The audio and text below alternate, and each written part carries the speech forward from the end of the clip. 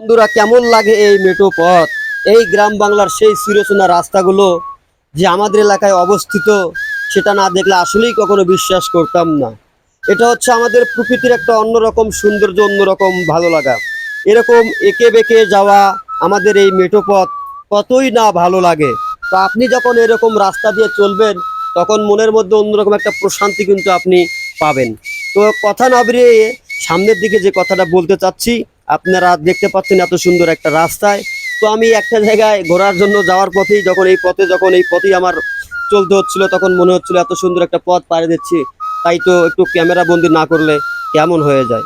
তো চিন্তা করলাম এত সুন্দর একটা রাস্তা নিজে একা একাই উপভোগ করব, আর আপনাদেরকে দেখাবো না, তা কি হয় কখনো? তো কি করলাম, ফোনটা বের করে আবারও সেই ভিডিও করা শুরু করে দিলাম। আর যেখানেই যাই না কেন, এখন একটা পেশা হয়ে দাঁড়িয়েছে। ভালো কিছু চোখে পড়লেই সেটা হচ্ছে ক্যামেরা বন্দি করা আর ভিডিও করা। ভিডিও করতে না পারলেই যেন কীরকম একটা অন্যরকম মনের ভিতরে কীরকম যেন একটা কাজ করে। তো চিন্তা করলাম যে ভিডিওটা একটু নিজেও, রাস্তাটা একটু নিজে উপভোগ করলাম, আপনাদেরকে একটু দেখানোর চেষ্টা করি। দেখেন কত সুন্দর আমাদের গ্রাম বাংলার এই রাস্তা পথ, আর এই পথগুলোই যেন আমাদেরকে একটা মনে অন্যরকম শান্তি দিয়ে দেয়। আসলে এরকম গ্রাম অঞ্চলের স্নিগ্ধ বাতাস যে আমাদেরকে কতই না মনোমুগ্ধকর করে তোলে, এটা শুধু জাস্ট যারা আমরা গ্রামে বসবাস করি, আমরা শুধু তারাই বুঝতে পারবো যে এটার অন্যরকম একটা ভালো লাগার মুহূর্ত।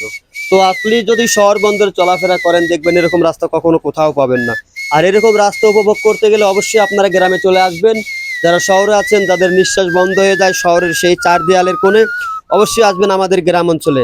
আর এরকম গ্রাম অঞ্চলের রাস্তাতে যখন চলবেন, তখন মনে হবে আপনি পৃথিবীর সর্বোচ্চ সুখ শান্তিটাই পাচ্ছেন মনে হবে এরকম। তো আমার কাছে যতটুকু মনে হচ্ছে আমি ততটুকু ভাবে আপনাদের সামনে তুলে ধরার চেষ্টা করলাম। ভিডিওটা ভালো লাগলে অবশ্যই লাইক কমেন্ট করে সুন্দর সুন্দর রাস্তার দৃশ্য দেখার জন্য এখনই চ্যানেলটা ফলো দিয়ে রাখুন, ইনশাআল্লাহ।